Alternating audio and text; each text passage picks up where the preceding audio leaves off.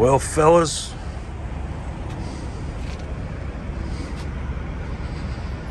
as you can see, we're having a blue light special here.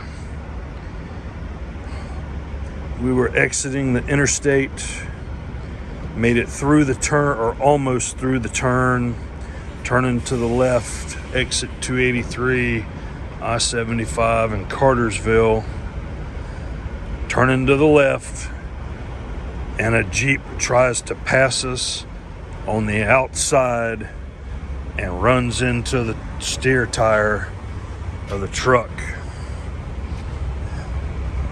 All I can say is, if you think 2020 was a bitch, welcome to 2021. So the police has been here.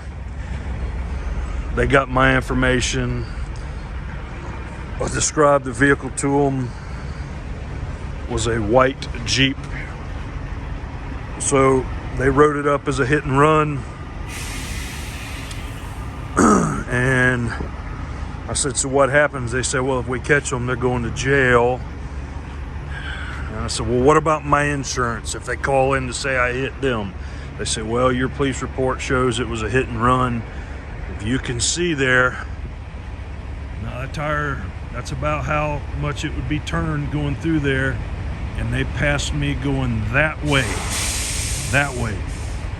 and run in to the backside of my steer tire.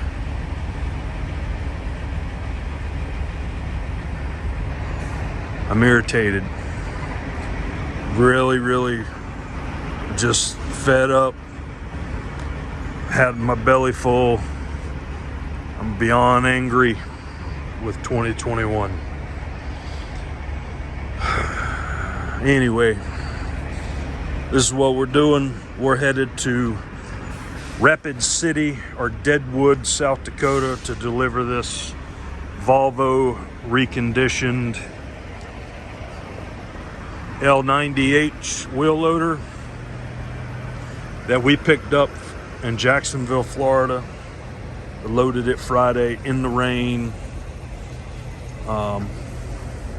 Sorry guys, there's no other place for us to park. I mean, it's totally jacked up here. Totally a disaster. And it stormed Saturday and Sunday. Got to the truck this morning, which I had already purchased batteries Friday because I knew they needed to be changed. Changed the batteries, put them in, dropped the last nut behind them, took them all back out. What an exercise. Put them back in. Then there's a little plastic cap that goes on the left rear terminal to protect it from the battery cables. Dropped it behind the battery, so it took the batteries back out one more time and then put them back in. So after that, I said, well, I need to put my new tag on because I just renewed my plates. And it was on the dash, so I climbed up in the dash. And you're going to see one of these in orange before too much longer if we ever get it. Anyway, back to what we were talking about. And because I had my OSHA approved camouflage Crocs on, which I shouldn't have had on, but I slipped, fell backwards out of the cab of the truck, caught myself before I got hurt, got a little scraped up, probably gonna have some pretty serious bruising on my backs and my arms. Yeah, it's been just a day. And then this shit, I'm telling you, man, I really hope they catch the guy. I mean, I don't know what to say. Anyway, let's check out this Trail King beside us. So this is a mechanical. It looks to be an extendable. I think this is what they call a HED or MED. The HED means it's got a hydraulic neck, which this one does not. So this would be a MED 70 with a flip axle. if this one's an extendable, but I can't tell without getting down there and looking. But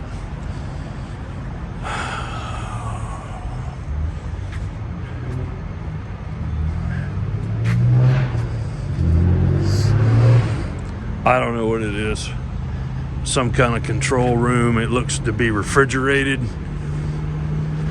It's probably some kind of chiller unit to go on some meat packing facility. But anyway, so this trailer is mechanical, means it doesn't have hydraulic connection, which is better in some ways and worse than others. See how he's up against the curb right there? That's how I ripped my mud flap off that I still ain't changed. It's got CTI, central tire inflation. It's a good thing. Somebody's gonna probably come try and knife us how we're parked. The policeman told us we couldn't park here. All of us. I'm like, well, we can't go nowhere. What do you want us to do? So we're doing it. Anyway, so the last load we run coming back from Colorado, you watched us unload in the last video a Cat 225 older excavator that we loaded in Rifle, Colorado and moved to Scotts Hill, Tennessee. Because the load we went there to get, a big 2100 Chieftain, we could never get down to height.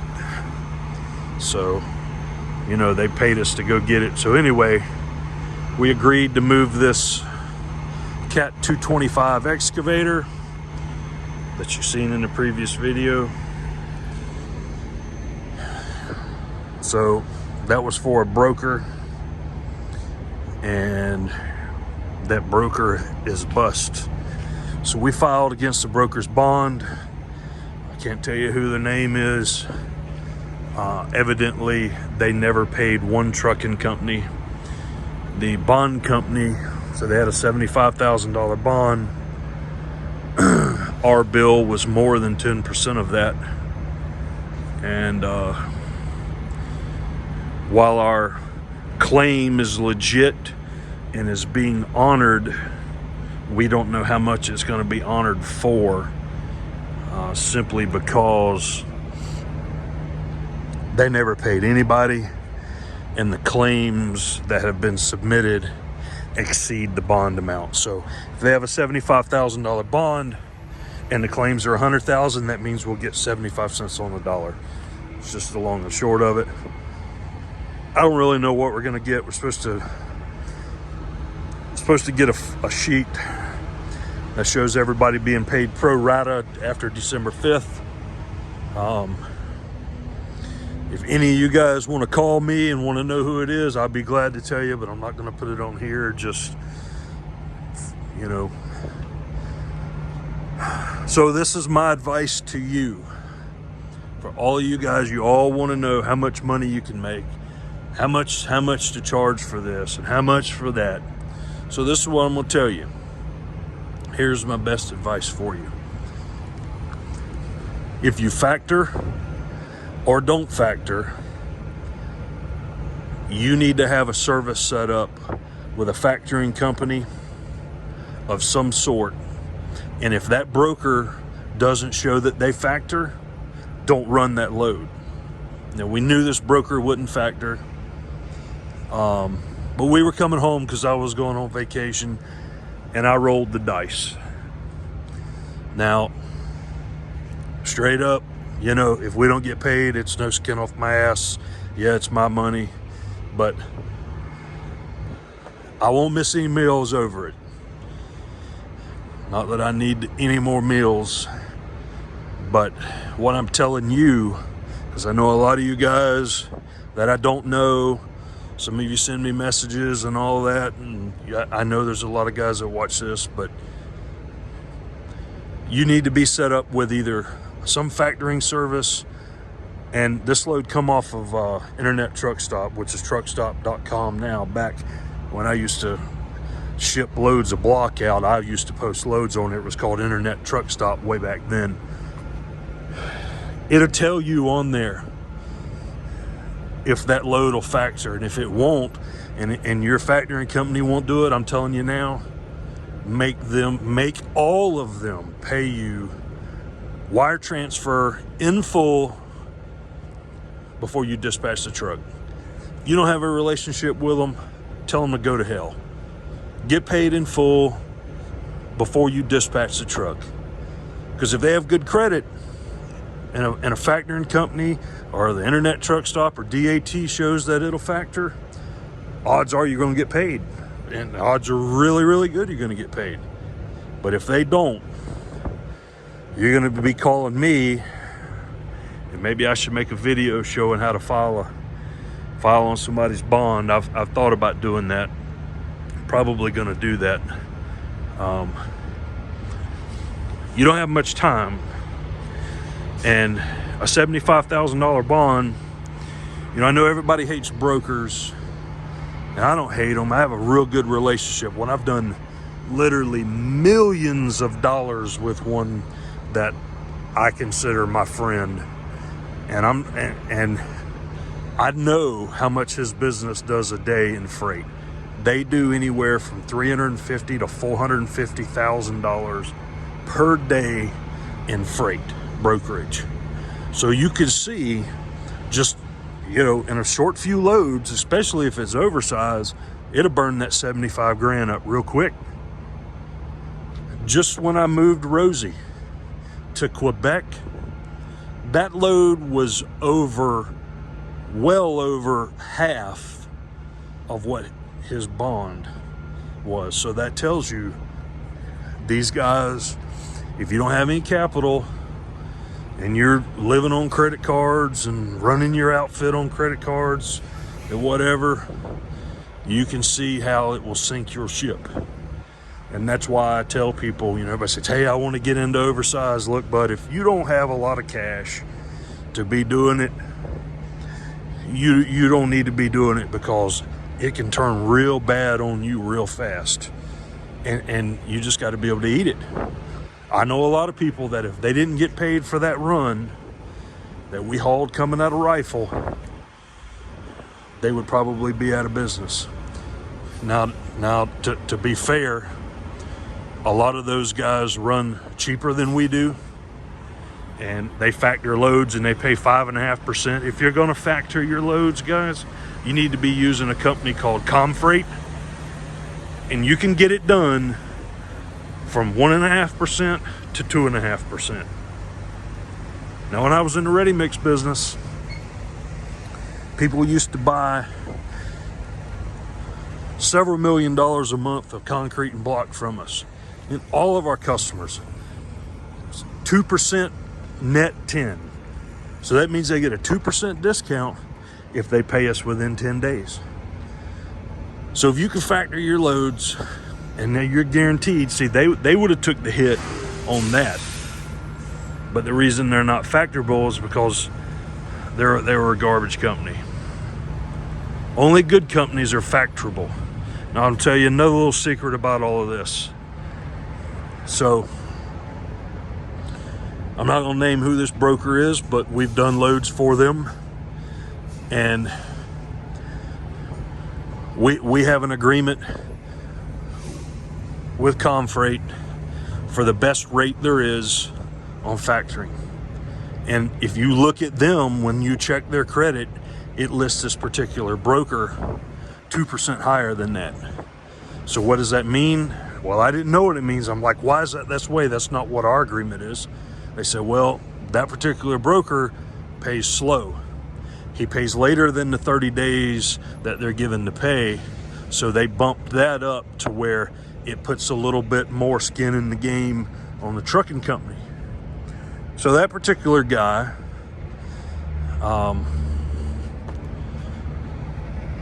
or gal, whatever they are, they have to pay us when we dispatch the truck. Wire transfer in full. It's just the way it is. Our friend to the north, who won't speak to me anymore for whatever reason, I told him when he moved the load that we were going to move for them, make sure you get paid up front before you load. And he did that. He got paid. It worked out for him. But he later also told me that his factoring company would no longer factor that broker. So you see, you know, the writing on the wall with some of these guys. And, you know, all of this looks cool, you know, all of this chrome and all of this, you know, big large car and this big Mack Titan sitting next to me, and you know, everyone's like, man, that's what I want to do. That's awesome. Better have a lot of capital, bud. What if you're running a reefer? Just imagine this. Now, reefer, their rates are nowhere close to what oversize is, because their cost is nowhere close to ours. But just imagine this. So on a typical reefer, you can get what? We'll just call it 42,000 pounds. Let's just call it 40,000 pounds. So you can get 40,000 pounds. Now let's say you got 40,000 pounds of Alaskan king crab that's on that rig. How much is that? What is that? Isn't it like 30 bucks a pound now? So how much is that? 40,000 times 30, is that what, 700 grand? It's a lot. Now what happens when that load goes south and your reefer shuts off and your insurance company's buying that load? Now you can't buy insurance anymore, because now that, I mean, they'll write you a policy, but you know how much it's going to cost you? You'll be working for peanuts. You will be working for peanuts.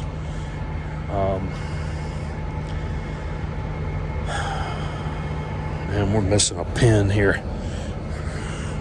Anyway, back to what I was saying. I have some more of those in the truck. I'll put one in there.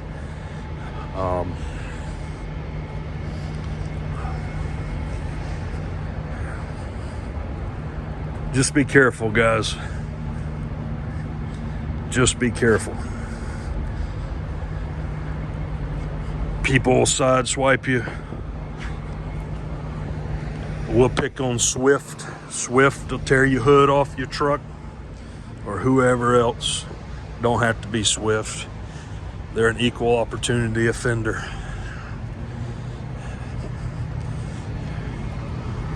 So anyway, back to what we're doing.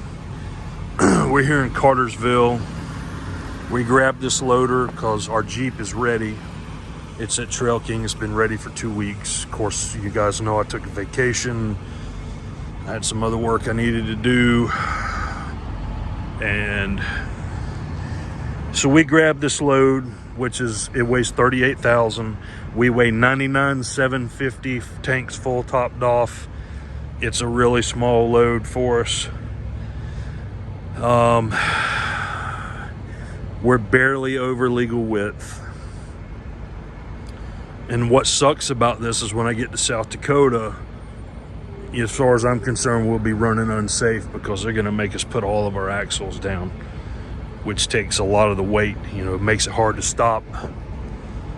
Anyway, so going back there, we're going to unload in Rapid City, which is basically Deadwood, South Dakota.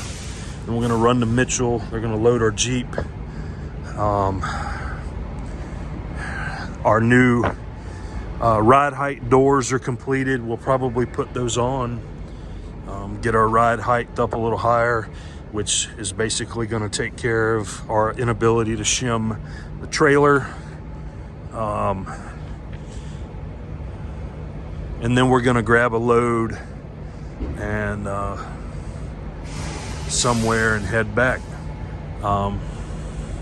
There was a load going from Tampa to Washington State that we were going to do, and we agreed on the price. And the broker was sending us the rate con, and the next thing I know, I see it on the load board for half of what I had agreed to do it for. And the guy said, I'm sorry, dude, they took it from me and give it to 2 other brokers, because some idiot broker said, oh, I can move that for less. So you couldn't even buy the permits to do it because we were going to be 15.5 tall. You have to run a high pole, all of that. He couldn't even buy the permits and pay the escorts for what they were going to move it for. So, you know, we said, hey, fuck it, let it go, bud. We'll run this. It's a 5 or 6 axle load, I guess. And I mean, we could probably run it on 5. We're running on 6. Our pusher is down because when I come out of Florida, my blanket permit calls for all 8 axles to be down. And when you shut the truck off and put the parking brake on, that axle deploys automatically, which I don't like, but it's some part of some law. I don't know. There's laws that we have to follow, and then there's people that sideswipe you that follow no laws. But we did our police report. We've got that. You know, we just don't want it going against us. We may or may not have to get a new steer tire. I don't know. I need to look at it better. But as we're running, I think we have about 18.6 on the steer, 38,000 on the drives, about 12.5 on, so 24,000, 25,000 on these 2 trailer axles, and then we're running about 16.5 on the booster. So I will do a video on how to file a claim against a broker's bond. I need to wait till my claim is done. That way, if I show you something that, you know, exposes who this clown is, and I'm telling you, dude, if I ever run into him, I'll get out of jail.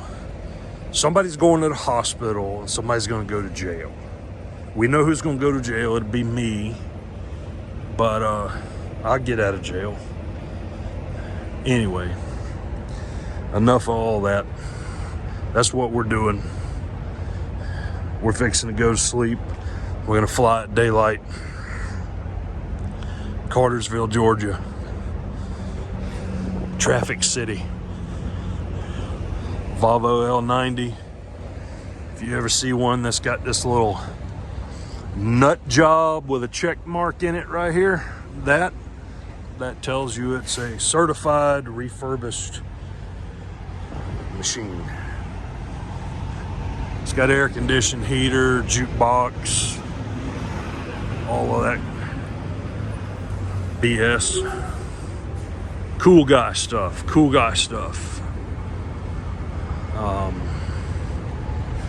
And of course, it's got an orange step and an orange grab bar. So that's all I got, guys. I really wish I had more for you. It's been a terrible year. You know, maybe next year will be better, right? We're still alive.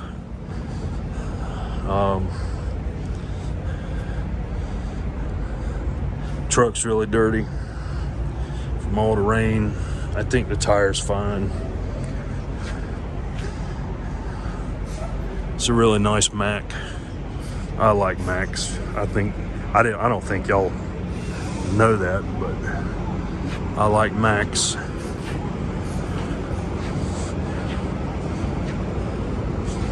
So here we are. We'll see you guys later. I hope all of you doing well. Burn a cigar for me, Frank. A nice Cuban cigar. See you guys later.